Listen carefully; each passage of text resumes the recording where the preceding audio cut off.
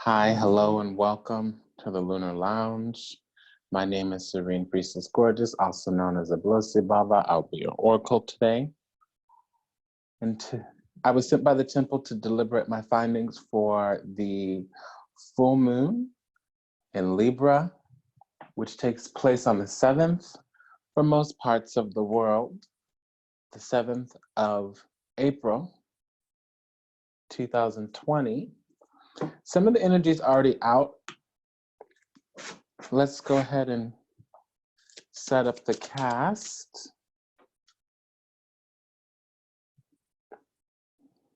We'll be deliberating the findings from Aleister Crowley's Thoth Tarot. Just too many cards.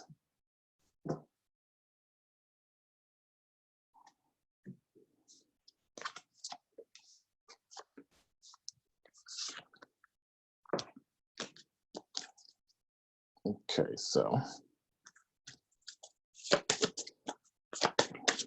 when the moon is full, it means there's a little bit of release. Ultimately, and on a macro scale, it's typically a culmination. The full moon is a time of harvest, so the pinnacle, the apex of a situation will be reached. On a subtle level, it is a subconscious thing with the full moon.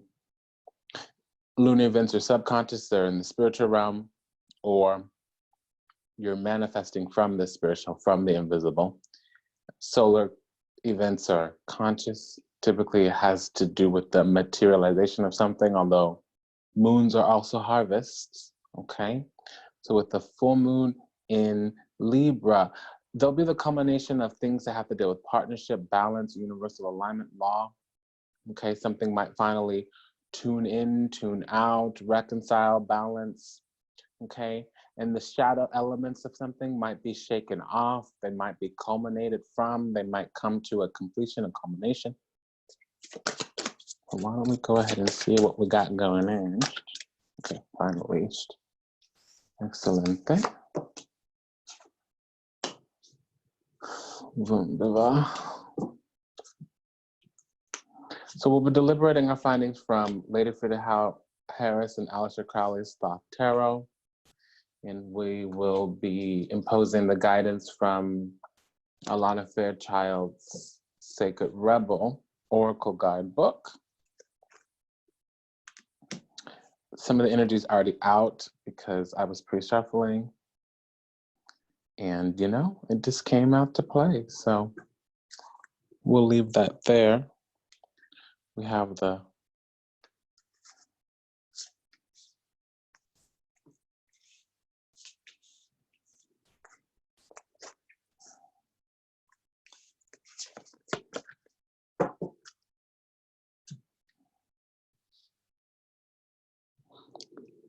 So as I was saying, you know, the full moon is usually a time of culmination, and with the full moon being in Libra, and the sun being in Aries, and Saturn being mostly in Capricorn, a little bit in Aquarius right now, along with Pluto, you know, Neptune being where it is, and Chiron being where it is, kind of the larger bodies.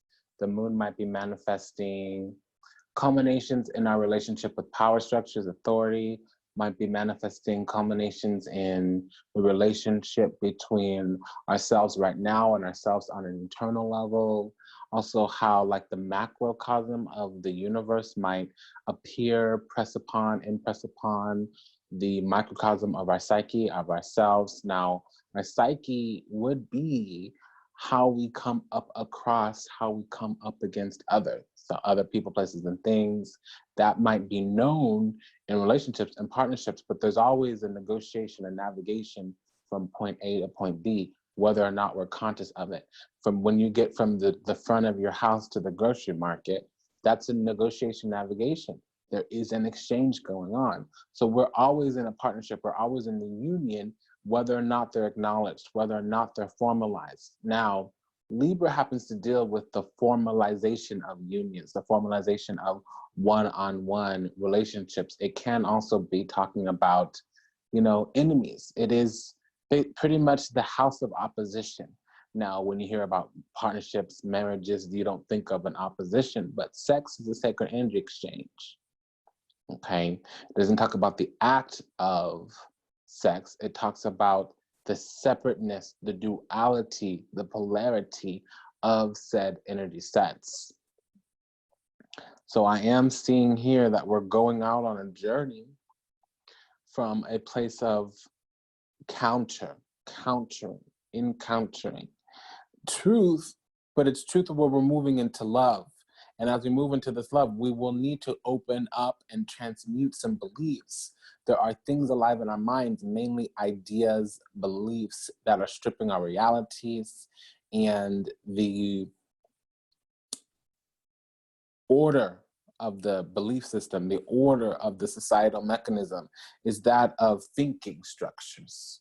Okay, so what we believe is, just because we believe something doesn't make it true. That's where we're at right now. Let's go ahead. Oh, there we go.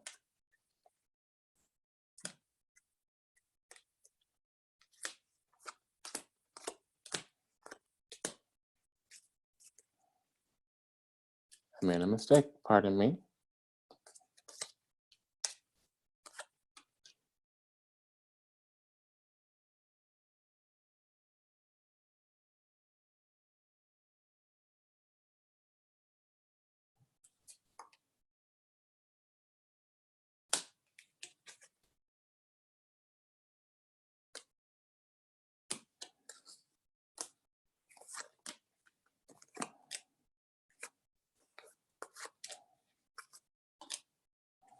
Okay, well, Libra has come out.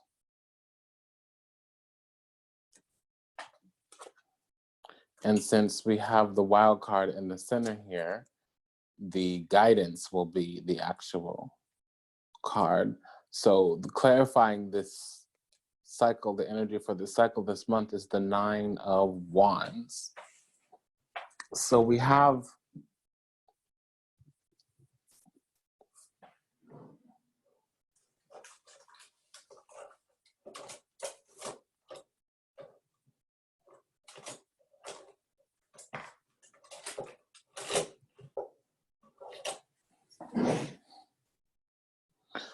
the ascending energy with the star card, excuse me, the hangman card, and the descending energy is the star card here.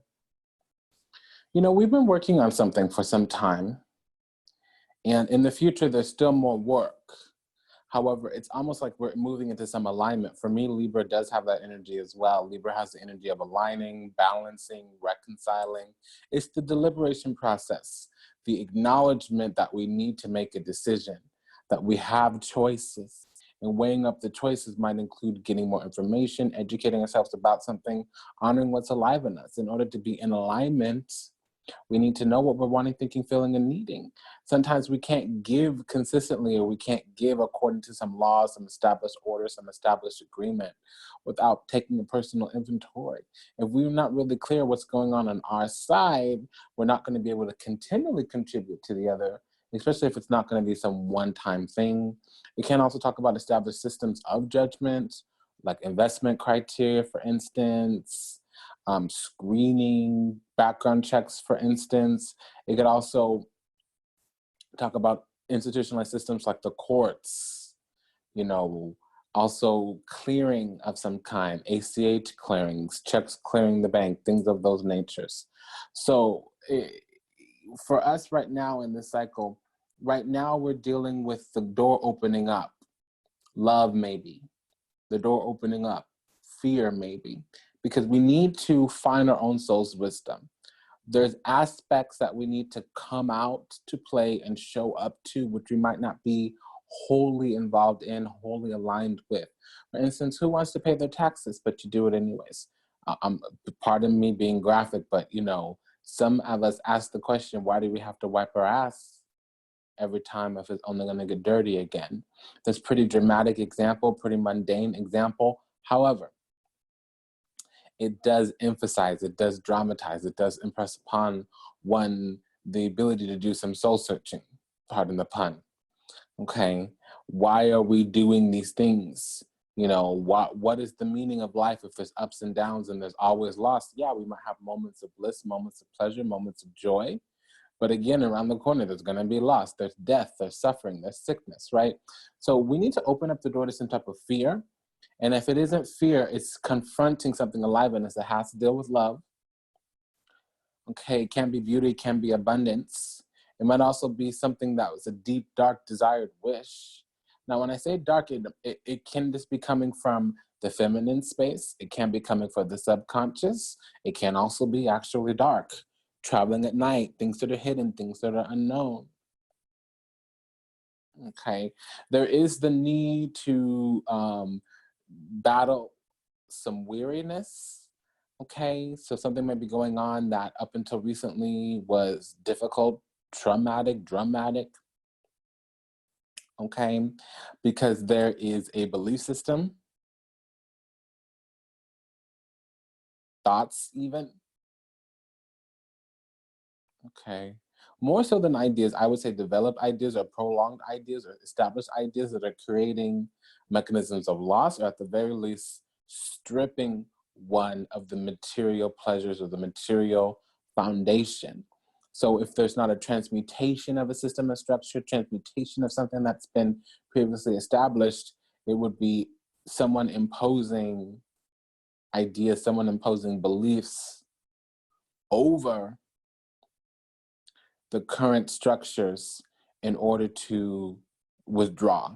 So let me translate into an easier human English, layman English. You know, we're going on this journey where we're finally opening up to a little bit of hoping, wishing, praying, but it's kind of like the more competitive sense where we're kind of having like an imposition. You know, we're in a situation where we can make something that we want happen. It might create a little bit of waves. You know, we might have to be a little different. We might need to not really take the unpopular stance, but be the strange duck. Okay. And a little bit on one hand, especially right now, it's almost like, okay, something is beginning, but something's clearly also over. The way things used to be, the stuck on stupid, the low vibrational thinking, the way that things used to be, the always sad, always butthurt, the way that things used to be, pessimistic, poverty conscious, right? I lack, I'm without, there's no XYZ, why can't I XYZ? We're not asking questions like, how can I, how might I? We're looking at a bigger, better future, focusing on the things that we can do versus the things we cannot do versus the things we haven't been able to do.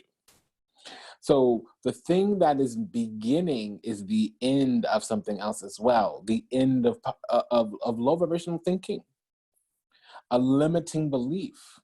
Okay, so there's an imposition of like, okay, fight or stand up, struggle a little bit for this bigger, brighter, and better. Struggle a little bit for the desire to move on, move forward into happiness, even if you have to confront your deepest fears. You might be afraid of happiness.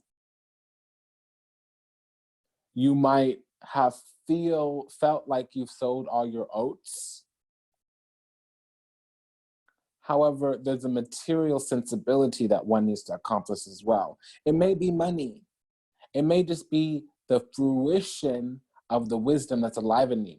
Some of us are young and we've had a lot of experience in our few decades of being around, and we don't really want to go out and do much. Our ambition might have had its reared its head in our younger days. We might still be youthful, and we're no longer ambitious. However, we might not have a lot to show for ourselves except experience, right?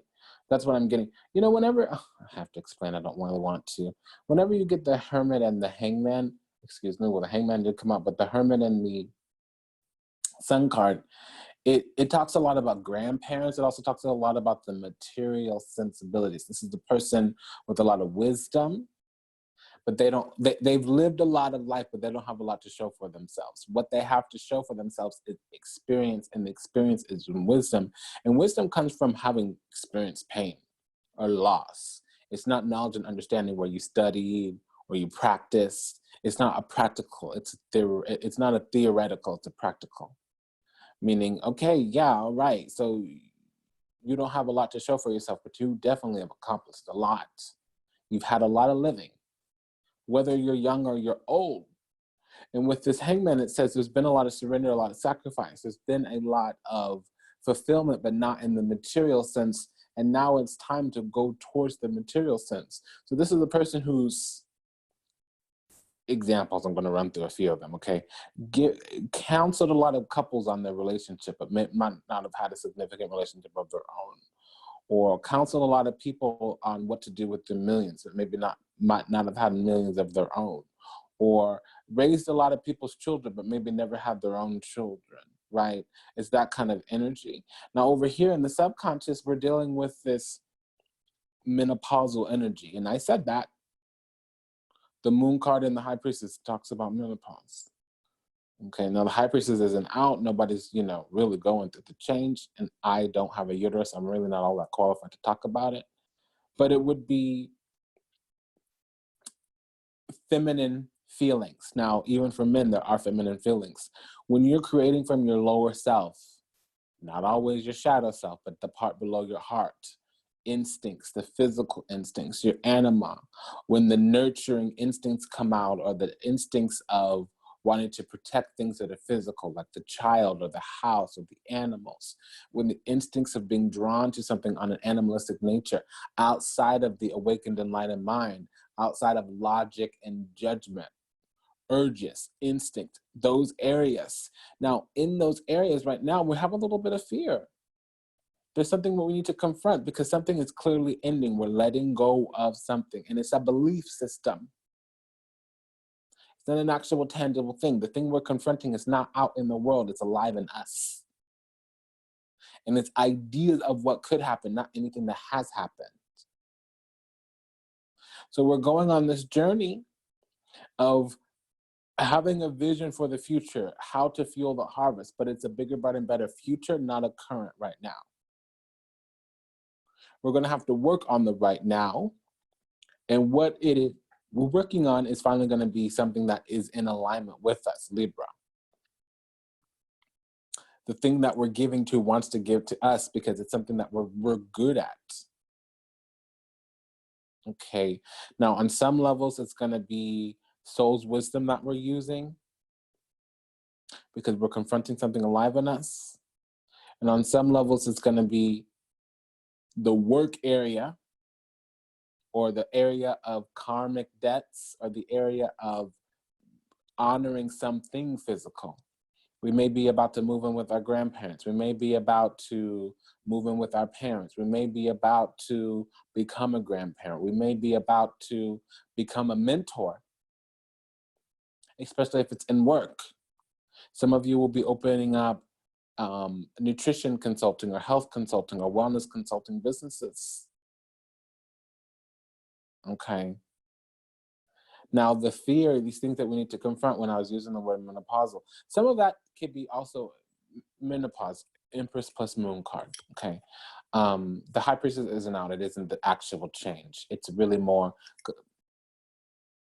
there's a shift in your life, you're going on to a next stage, and there's something that you need to shed and release and let go of. And what it is here is fear on an instinctual level, fear that manifests in the body, not the mind, not anxiety, but fear that of something where you would have felt physically unsafe before. Maybe now you're mature enough, maybe now you're old enough, maybe now you're experienced enough to go through that fear and come out on the other side more empowered. You should seek here illumination and enlightenment. And the tool to use to leverage the change and transition into the future is strength, courage, and wisdom.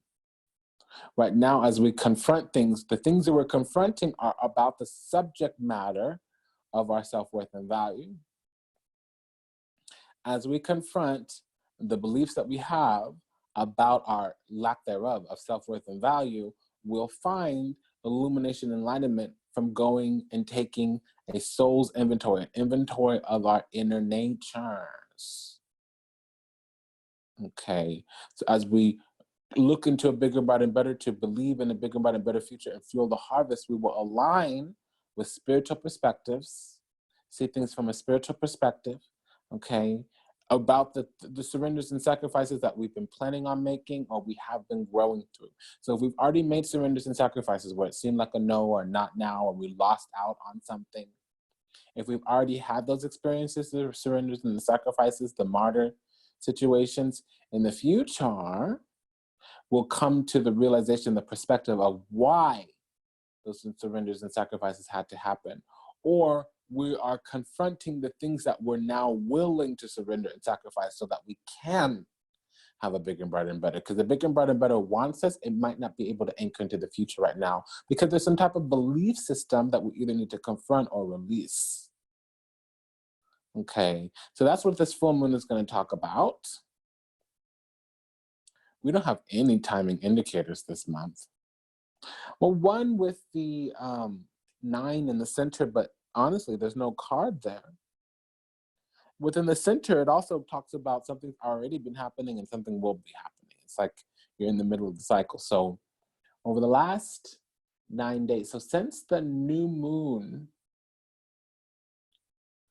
a drive, a desire, a passion, a motivation, and ambition, dharma, has been cultivating in the background. In the days leading up to the next new moon, something will manifest. And what will manifest is what is the right, proper way to see things. We'll go to work incorporating the surrender and the sacrifices that we need to make right now. And we'll be coming to what this, see, I think we're already aware of what surrenders and sacrifices we need to make. How it is we're gonna work on to manifest whatever it is we wanna see.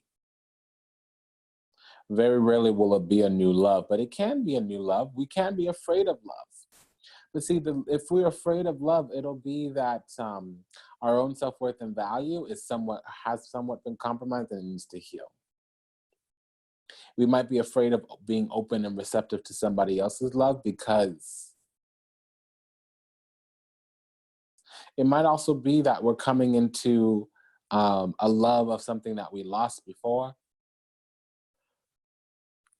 Something might not have manifested because of some type of fear. And now, even if we can't manifest with that specific avenue, whether it's a person, place, or thing, we're now beginning to confront what was alive in us, why we couldn't accept that blessing, couldn't accept that offering. For instance, if we had a misconnection, a false start, probably of a love union type, right? You know, Libra full moon. And it's been on our mind for a few months, let's hope for a few seasons, not a few years, but you know, to each his own. So maybe we've been contemplating taking an inventory in our mind of something for a few years. Now, finally, we're confronting the depths of our souls, why this thing couldn't manifest for us. And we're gonna walk into a bigger, brighter, better future as we withdraw into ourselves and look for our own illumination and enlightenment. There's some type of personal power we need, and it's from the place of the will. Intellect, reasoning, communication, logic, discernment, proper judgment, and communication. Okay, so let's read this.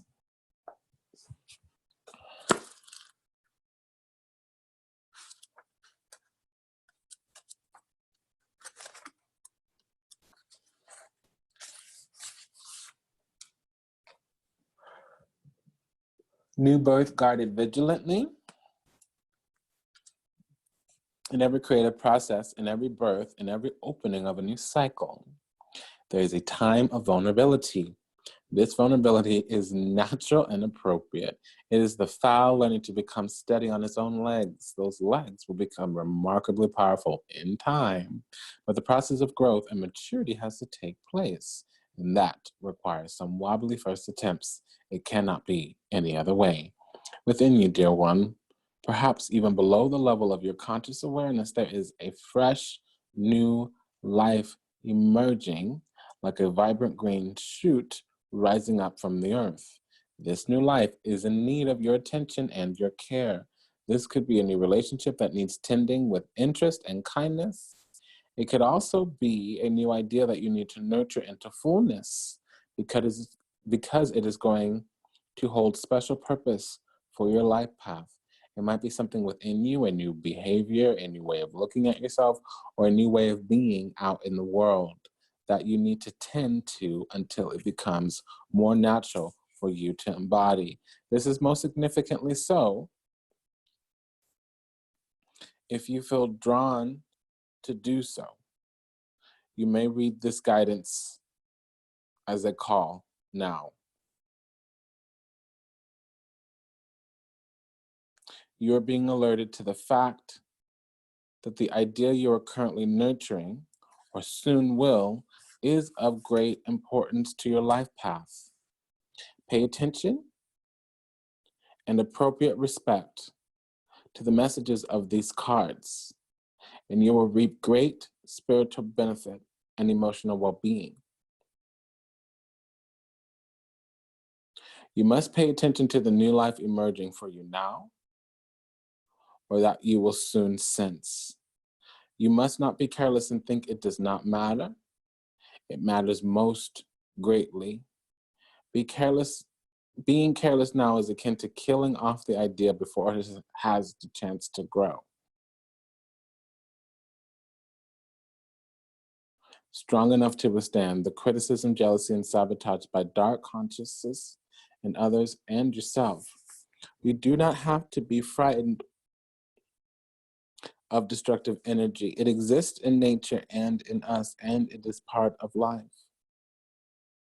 We do, however, need to be intelligent to its potential power and stay connected in our heart and in our wisdom, and avoid its ill effect upon that which we are nurturing into life. We will not always need to cloak that which is young. Soon enough, it will be able to stand up for itself. But for now, our vigilance and care is most certainly required. Hug your ideas to yourself as though they were a new lover you cannot bear to share with another. In time, the world will be the lover receiving the love, and your idea for now, it is for you to love, for you to hold, and for you to observe. Only allow those proven to be trustworthy to support you in this. Those who can handle the frequency or the vibration of what you are seeking to nurture. Some may love you, but be frightened of what you're creating. Stay true to yourself and your creative power, and be wise as to whom you invite into your inner sanctum to witness this life emerging. This oracle brings particular guidance about keeping your inner sanctuary pure. This may be your room, a sacred place that you visit, or your own body, in which you retreat to in relaxation or meditation. Sometimes you will find that others have taken up residence in your sanctuary, perhaps an argument that cannot be let go of as another living in your head. A suffering that has been not acknowledged and released can feel like a big old dirty suitcase of emotional baggage cluttering up the temple space of your heart. It is time to focus on the purity, light, love, and compassion that dwells within you. Everything else will come and go, and that is fine. But the purity within your sanctuary is eternal. You can come back to it to refresh your spirit and gain resources to help you deal with the rest of the world and even your own darker moments anew. It will give you peace and spaciousness of mind. You need to recognize the new life and to compassionately but firmly denounce any intrusion upon the new life by doubt, fear, or sabotage. Close your eyes and relax for this healing process. Let us begin. Focus on your breath for several moments. Imagine the external world fading and allowing yourself to step into your heart. As though within you there is a silent, vast, open space. The space within you is peaceful. Sense, see, or feel that deep within that space. A tender young shoot is rising from the earth with tremendous courage and focus. It has summoned the energy to crack through the seed that has once contained its life force, and it is reaching directly towards the light, boldly determined to become a full, mature plant. Imagine that you are joyfully, lovingly, and consciously standing guard over the shoot. From a loving, aware and strong space, you firmly move on any big muddy boots without stepping on it, or devouring insects that look rather interested in the tasty young morsel. You do this easily and effectively whilst remaining centered in your heart. Around you and the shoot, there are many beings of unconditional love. There may be ancestors, spirit guides, beings of light, or angelic beings. You may sense darkness rise and fall around you and the circle of light created by your love and the beings supporting you to protect this tender young shoot. You can notice that rise and fall of darkness whilst remaining calm, centered, and detached in your heart as you focus your love on the young plant. Watch it respond and grow strong. All is well. You may whisper to yourself, you are safe, and you will grow strong and thrive through unconditional love. So be it. In your own time, just open your eyes and you have completed this healing process. As at any time, you can return to and repeat this process, especially if you ever feel anxiety or fear around your new life being able to sustain itself and become strong. There is no need for worry. Just treat such feelings as an intuitive sign that this healing process will allow helpful processes for you to move forward. You can do it on a daily basis for weeks. If you're going through a particularly vulnerable period in your life, it will never do any harm. It will only support you. I do agree with that. You know, the Four of Cups can talk about ancestors that are right around you, like surrounding you.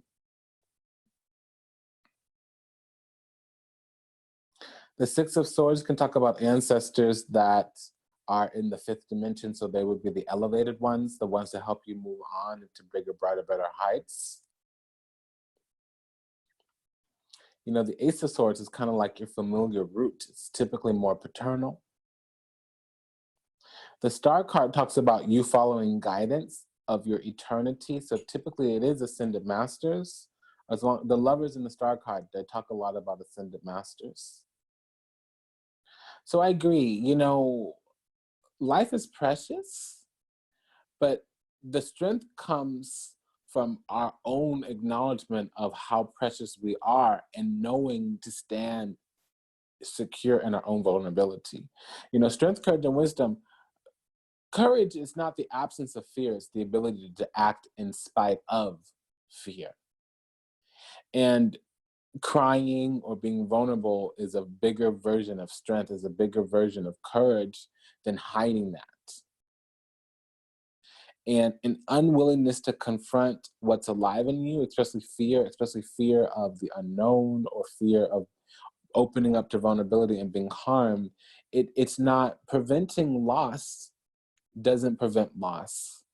It's like being in a football field and playing the entire game not to lose instead of playing the game to win.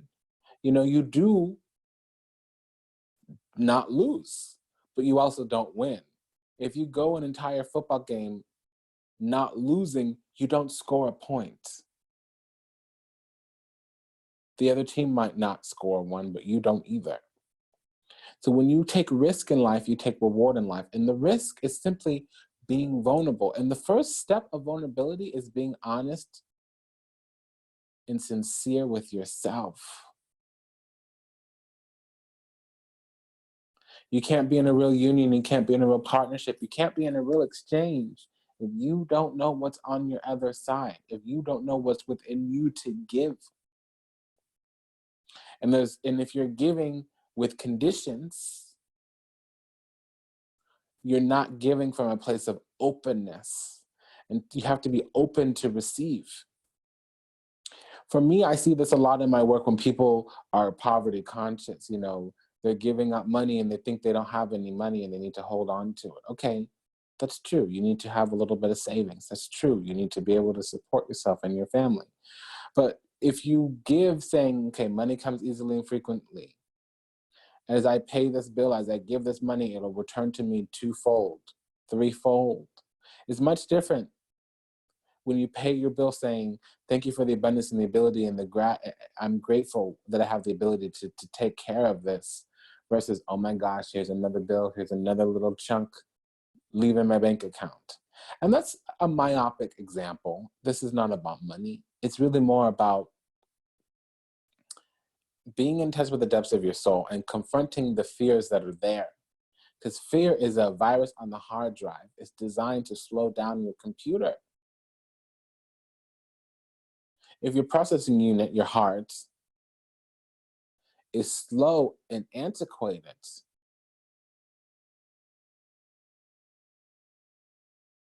the more and more and more the environment around you upgrades itself, the further and further and further you're going to fall behind. You know, when there's fear, it also means something is worthwhile. That something out there might actually satiate you.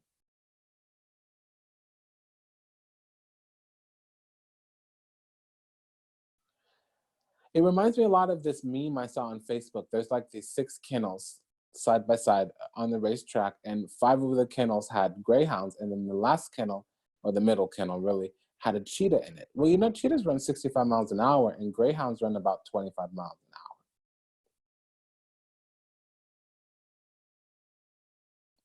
So the greyhounds take off running, and the cheetah's just sitting there with this look on his face.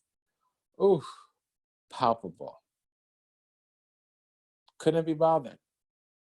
Why? Because it wasn't a real race. There was really no competition. So that's self-worth and value as well. To know your worth.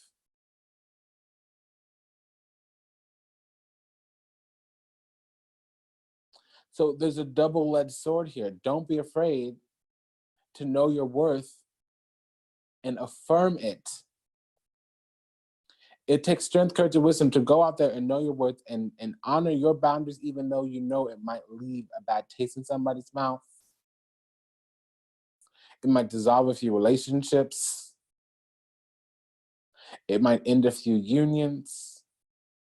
But you're being led on the right path. And the surrenders and the sacrifices you come when you experience a little pain, when you martyr yourself a little bit, about needing to grow into who you are and what's for you by going through and leaving behind the things that are no longer in alignment with you. It takes strength, courage, and wisdom to stand up for who you really are and affirm your self-worth and value, knowing that the environment, the people, places, and things around you may not be down for that.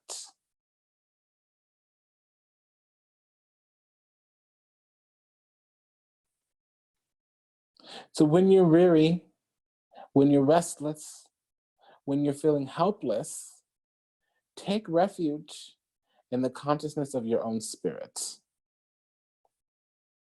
And if you're just learning who you are, take refuge in the process of soul purification. Tears, adversity, they purify, they cleanse the soul. But not when you're in a place of pessimism, of lack, of poverty. Know how worthy you are.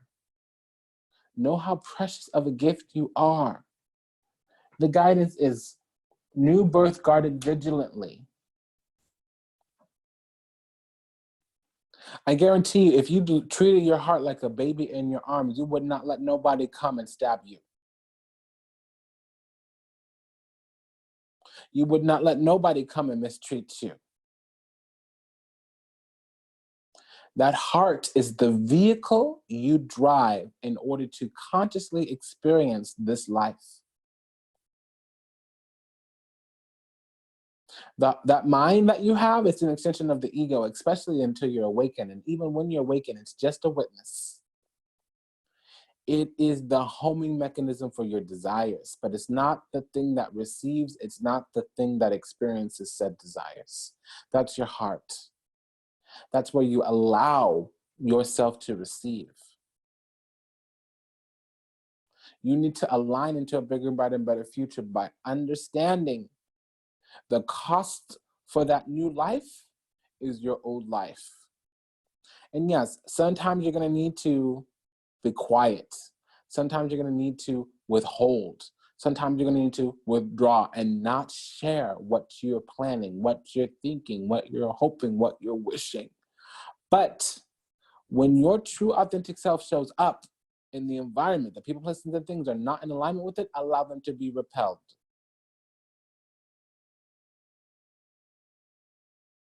When you say who you are, where you're going, what you're hoping, wishing, and praying for, the bigger and brighter and better that you see in the future, the thing that's making you jump up and dash out of bed, ready to go out into the world and accomplish something every single day.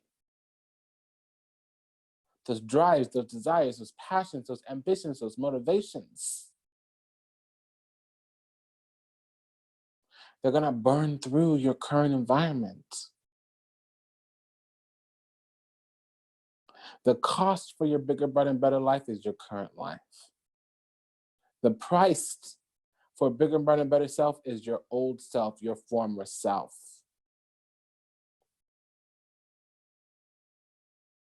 So if your new heart is a baby, protect it.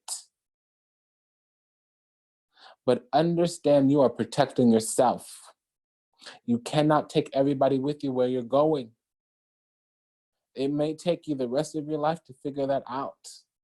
You cannot take everybody with you where you're going. You can't take everybody with you where you're going. You can't take everybody with you where you're going. I'm serious. So some of this new life guarded vigilantly is going to need to be consoling yourself for the loss of affirmation, the loss of affection, the loss of attention from people who love you. Even though they mean well, they may not do well. I mean, are you really going to take medical advice from your mechanic?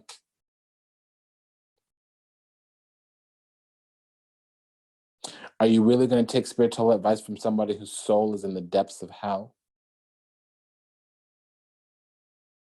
Are you really going to take life advice for somebody who's not truly living? Are you really going to match yourself, affirm yourself, compare yourself to somebody that's not even trying? Are you really going to play the game of life to somebody who's not in the ring?